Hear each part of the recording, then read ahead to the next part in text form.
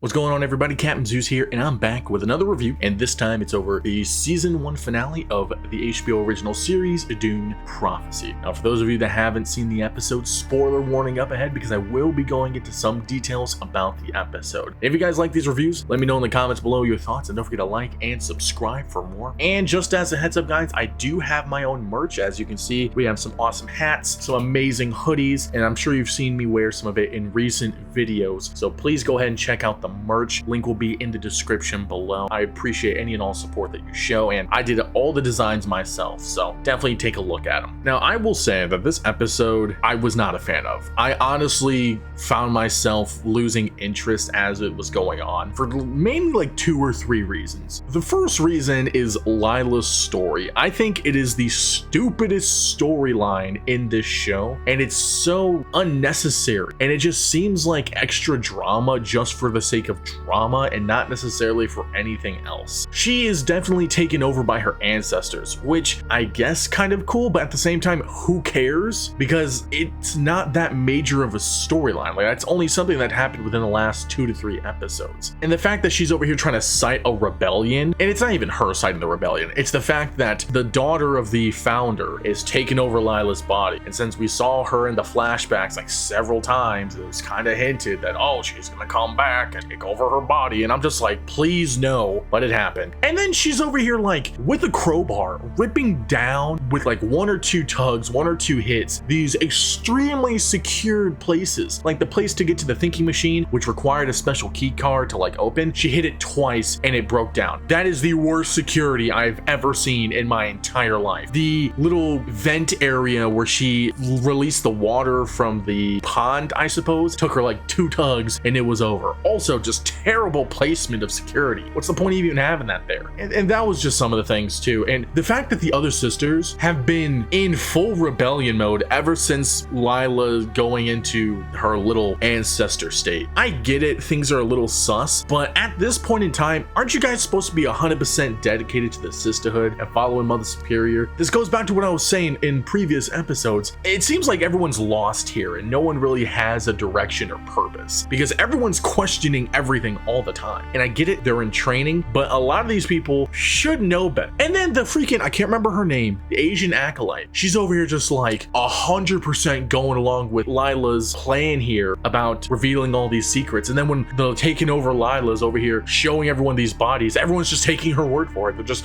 following her. And I'm like, no, where is the proof? Like, I get it, she is right as the viewer, but for the people there, where is the proof? How do you know those skeletons weren't just there? How do you know those are the people from the past? Why do you have access to the thinking machine area? How do you know that's there? You know what I'm saying? Like, there's a lot of questions that these sisters should be asking if they're the same ones to be trying to cite a rebellion, but instead they're just gonna go along with it. It's the dumbest thing ever. And the other thing too is just everyone was making stupid decisions in this show. The king over here completely ignoring Desmond after the whole freaking season. He's been kind of like trying to gain power, and since his freaking side chick is back, he's like all of a sudden, like every cliche person is just blinded by booty and all of a sudden is just like, all right, the sisters are good again. And I'm just like, bro, what's wrong with you? And then his daughter trying to release the Atreides swordmaster, which was stupid. And then she's like, Mom, I'm coming to you. You wanted me to, and I'm doing it. And I'm like, dude, like past the last moment is when you're doing it. You didn't go to her before. You didn't go to her when you had all these issues prior. You didn't go to her with any of your doubts. As soon as you get caught red-handed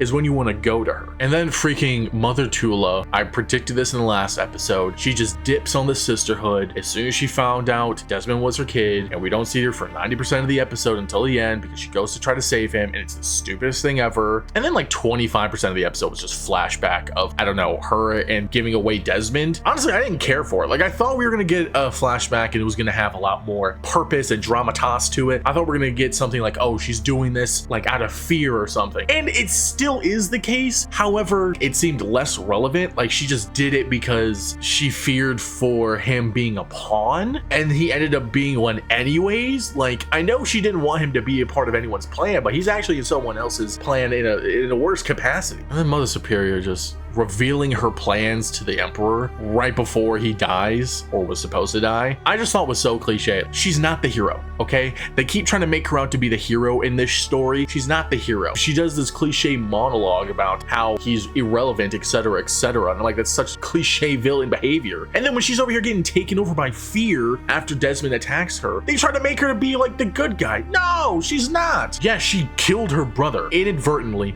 killed her brother nonetheless. But the fact that she's over here overcoming this fear, I guess makes sense. I'm not extremely too upset about it because she is Mother Superior for a reason. The one thing that really just makes me upset about that scenario is the fact that Tula is over here just caressing her. She's like, no, don't do that. I'm like, you're gonna tell her how to break free? You're gonna tell her how to beat this machine-made virus? She's like, no, don't do that. Don't give in to your fear. The more you do it, the faster it's gonna kill you. I'm like, then just tell her. Stop telling her to not do stuff and tell her what to do. And then she says it like later on. It was so dumb. I freaking hated that. I literally wanted to punch a wall. I don't know how many times we see this in shows and movies where they drag on scenes and just drag it on for suspense, but it's not suspenseful. It's annoying and cringe. Now, the only benefit from that scene is the fact that we learned that, first of all, it's a man-made virus. We learned that he's not got no supernatural kung fu powers. It's a virus, a machine-made virus, which was wild. And the eyes, which I thought was like Paul Atreides or, you know, the Chosen One. No, it's actually just a part of his fear after being consumed by Shai-Hulud. He's actually experimented on by a machine, which was nuts.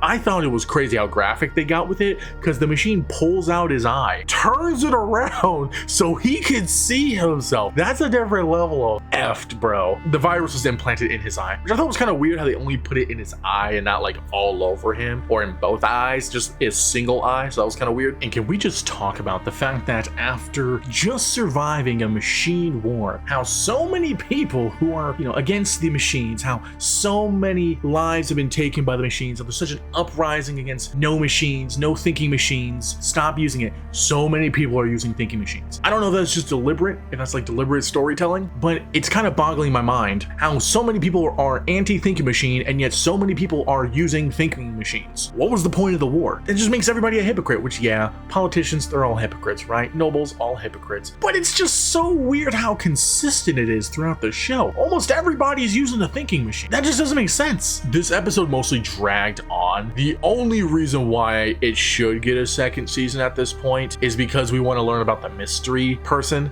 Also, I have a question. What happened to the shape-shifting black chick? She went with Mother Superior, the princess, and the Atreides guy, right? And then what the plan was, she was gonna swap her place for the princess, and the princess was gonna stay behind and distract, unless I'm getting things confused. And then the princess and the Atreides guys go, and then princess is nowhere to be found, but then shapeshifter person is lying on the ground dying. So I was like, wait, so then did she stay behind instead of the princess? And if that's the case, how did she get stabbed? Why is she dying right there? Nothing happened. It was weird. It didn't really make sense. So that should have had some more explanation. But all in all, I do not think this should get a second season. If it does, the writing needs to improve dramatically. There's so many things just boring, terribly written, and cringe about this show. I'd give the episode a 6 out of 10, to be honest. I know it's a season finale, and it should be like, oh, dramatic, oh, suspense. No, it's freaking garbage. Didn't like it. I'd give the show, or the first season as a whole, a 6.5 out of 10. Maybe a 7, because honestly, Travis Fimmel freaking carried in this show. I'm not gonna lie. I love him as an actor. He plays the specific type of mischievous roles so well. Loved him as Ragnar in Vikings. I love him as Desmond in the show.